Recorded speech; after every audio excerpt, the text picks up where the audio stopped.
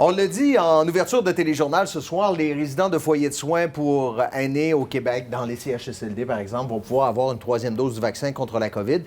Pour nous, ici, c'est relativement nouveau, mais dans certains pays, on l'offre depuis un bon moment, la troisième dose. Oui, on a deux catégories de pays en fait. Ceux qui vont l'offrir aux personnes vulnérables, comme c'est le cas ici, et ceux qui vont l'offrir à tout le monde, carrément. Donc, dans le premier groupe, on retrouve évidemment les États-Unis depuis la semaine dernière. Là-bas, on l'offre aux plus de 65 ans, aux malades chroniques et aux travailleurs dans les milieux à haut risque. Ils ne sont pas seuls dans ce groupe-là. On peut nommer notamment la Belgique, le Royaume-Uni, la France, l'Allemagne et l'Italie. Mentionnons aussi le Chili et le Brésil pour ne nommer que ceux-là.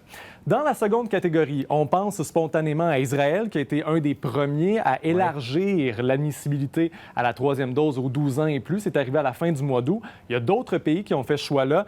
La République tchèque, la Hongrie, la Serbie et la Russie notamment. L'Autriche va joindre le club dans environ 3 semaines. Donc, il reste à voir si cette liste-là va s'allonger au cours des prochains mois. Mais là, attention, si on administre une troisième dose dans autant de pays, ça veut dire beaucoup d'argent pour les pharmaceutiques. Oui, la recette est déjà connue. Les coûts de recherche et développement ne changent pas. Et on rappelle que les doses qui sont vendues dans les pays industrialisés sont vendues plus chères que dans les pays en développement. Donc, l'Associated Press a discuté avec une analyste. Elle s'appelle Karen Anderson de l'entreprise américaine de gestion d'actifs Morningstar. Et selon ses prévisions, les ventes de troisième dose pour Pfizer dans le monde l'an prochain vont s'élever à 26 milliards de dollars et ça peut représenter des profits de 7 milliards de dollars.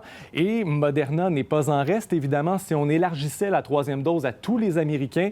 Juste aux États-Unis, ce serait 14 milliards de dollars de revenus l'an prochain. Donc, il y a beaucoup, beaucoup d'argent en jeu. Merci Jean-François. Bonne soirée.